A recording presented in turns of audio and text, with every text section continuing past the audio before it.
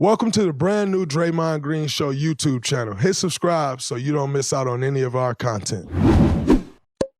People would fight me if I didn't ask this. Your future with the Warriors. $3 million guaranteed, $8 million salary.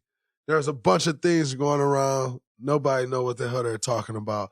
But just talk to me about, what it's been like for the Warriors with you. Do you want to stay with the Warriors? What do you see next in your career? Just finished it's 2024. Year 8. It's year 9. You just finished year 9. Yeah, going on 10 next year. Oh, we got full pension. What y'all talking about? You better act like you know that full pension. But talk to me about that too. Like what's next for you? Do you want to be with the Warriors? Do you see like it didn't finish great for me this year? Like what is it for you? Well, the ball isn't in my court. I don't have full control over my destiny, so I kind of gotta play the waiting game, control what I can control.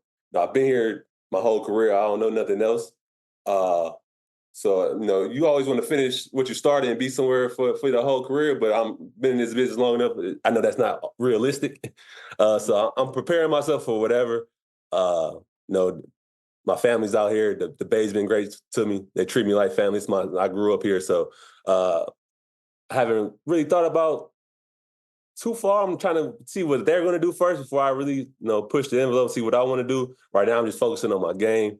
Like you said, ending the season ain't the best for me, but I take pride in adapting and figuring stuff out. So that's I got a new goal, a new plan. I gotta be adapt. So I'm looking forward to add to my game. Adapting to this new NBA and figuring out. And I've been working hard, and I feel like I'm be a different player next year, and that's always the goal. I feel like I conquered my old role, so now I got to figure out my new role and take that next step. So that's what I've been focusing on. I'm trying to focus on my game, and usually when you focus on your game and you put in the work, things always work out for me. So. Like I said, the ball ain't in my court. I've been a Warrior for life. Even whatever happens, I'm always going to be a Warrior for life. And so I'm really just waiting to see what our organization going to do. You are most definitely that, my brother. You have been incredible for me in my life. I love you to death. I appreciate you. I know this organization and the fan base appreciate you. And I don't know what the hell anybody's doing. I don't even know. I mean, I hope to be there, but but in saying all of that, as you said, number one, again, listen to these answers. This man is talking about the business of basketball. He's talking about the ball's not in my court, the ball's in their court, but I'm prepared for everything. And most importantly, what he just said in that answer, which is I said this on the pod.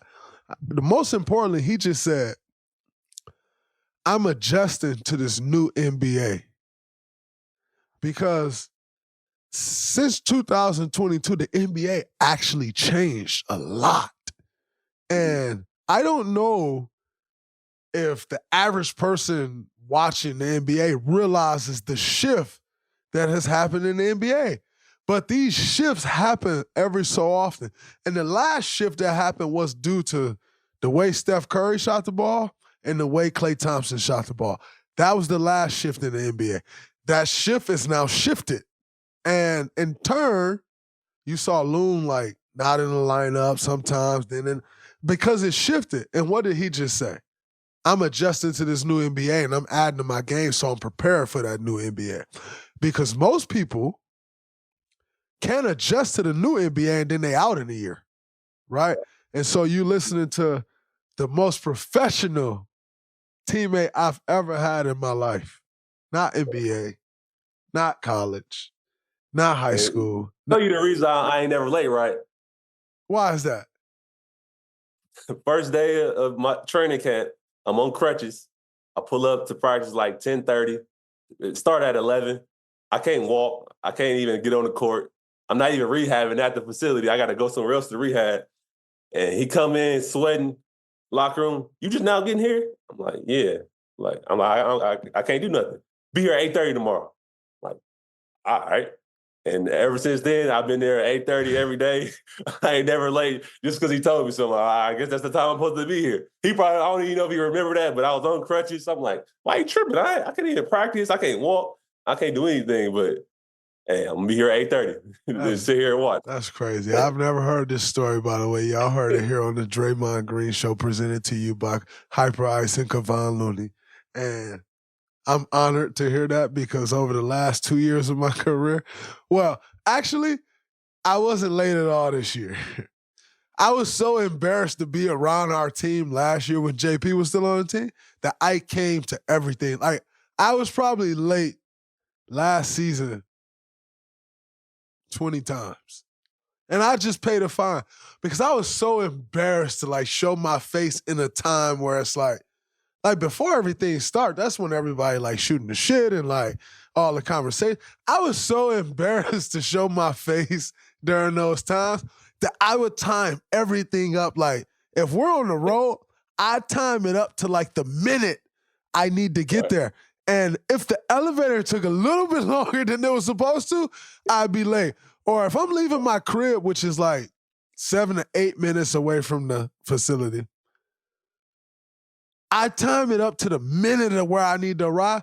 And if the red light right there in front of the Giants Stadium, Oracle Park, if the red light caught me, I'd be 2-3 minutes late. Like, And so one of Steve's rules this year was like, Draymond, don't be late. And I'm never a late guy. I was never late in my career. But last year, I couldn't show my face like before. Like, it was just, it was terrible. And so I was happy to be back on time this year.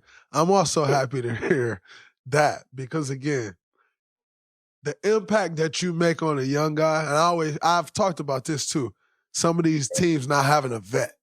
Like, the importance of a vet on a young player goes way further than their game could ever take them. And to hear that is an honor to me. I'm honored to have my young brother, my little brother, Kevon Looney, Toon, y'all don't know that, but my man Toon on the show. I appreciate you, brother. I hope to be your teammate next year, whether that's you with the Warriors, I'm with the Warriors, or we both with the Warriors.